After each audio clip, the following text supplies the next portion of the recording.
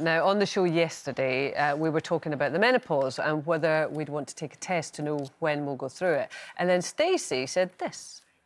They don't teach you how to put a tampon in at school, though, do they? And this is a genuine... I don't remember ever having a tampon lesson or, like, how to put your sanitary towel. No, but I think they're doing a lot more now. Oh, well, I'm being serious. Do you know how hard it was when my mum slid a lillet under the door and I was like... Put it up your nose!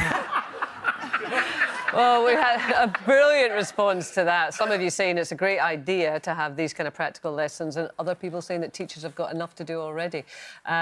So, Nadia, what do you think? I mean, should we be having... I'm so pleased we're talking about this today, because I still think it is a bit of a taboo subject, and it is ridiculous that it is.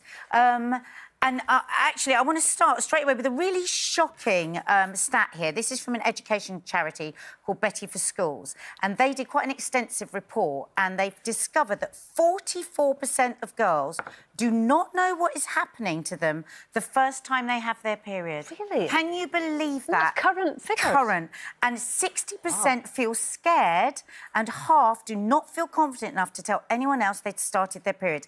Now, the thing is, of course, the best thing in the world is that your mum is really confident and able from a very young age to talk to you about these things, so you seamlessly pass through into, you know, into your periods, and they're there and there's support.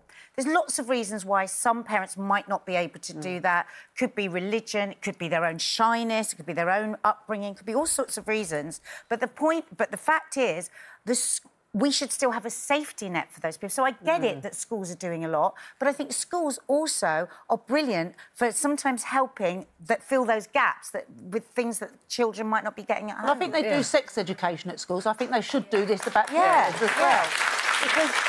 Because one of my daughters is painfully shy, and she didn't feel like she could talk to me about it, or even her sister, you know, like, so I just had to go and buy the products, put them in the drawer, and then she'd use them or whatever.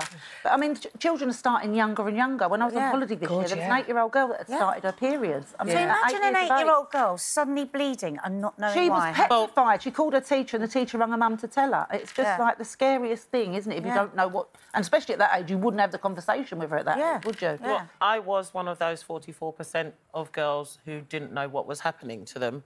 I was because I was raised in a family where you don't have conversations about sex, and you know, you don't have conversation about those sort of things. See, I'm even like those sort of things. But I was at school. How did you feel I was at high school, and I remember I started bleeding and I ran home crying because I actually thought I was dying because I was like.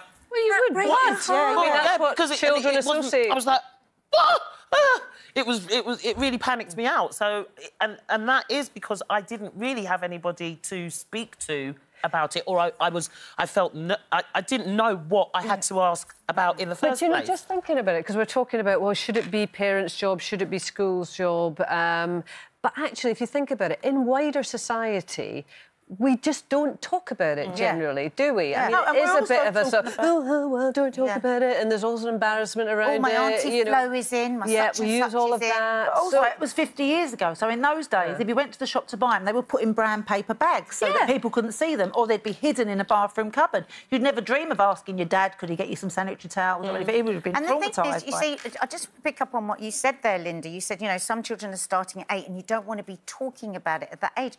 But why not? Why not right from when they're tiny? I mean, I would have mine on the floor, you know, when I would be using a tampon, and I would be... so that they saw it right from the beginning, because there's no shame in it. These incredible bodies have periods, lay eggs, basically, in their womb, and then create life. Periods are amazing things. You'll terrify your children if you say that. But the fact that we used to put in brown paper bags, like half a bottle of whiskey, and scurry off, like we're doing something awful. And we would think that this would be way in the past. These figures are terrifying. And we do have to... I think it's so important that schools are picking up the slack. Well, we do have a statement from this Department of Education for England and Wales, and they say that in September a new compulsory curriculum will be introduced in schools to help young women understand their period, as well as hygiene advice. This lesson, however, will not advise them on how to insert tampons, as this is a family issue.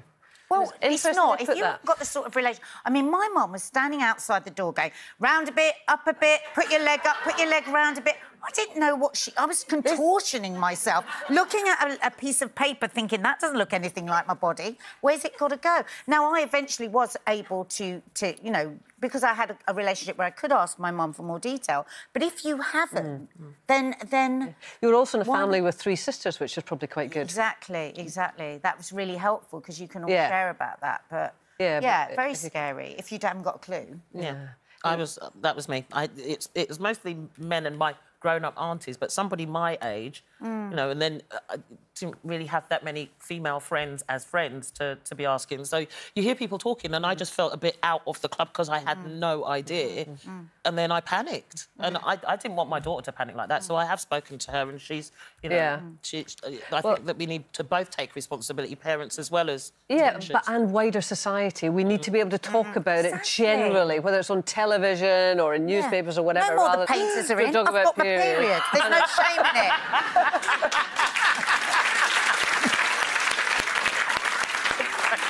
Though I do have to say, not any longer, love. I miss it. We did a poll on this. Should we have period lessons in schools? Yes, 90% said yes.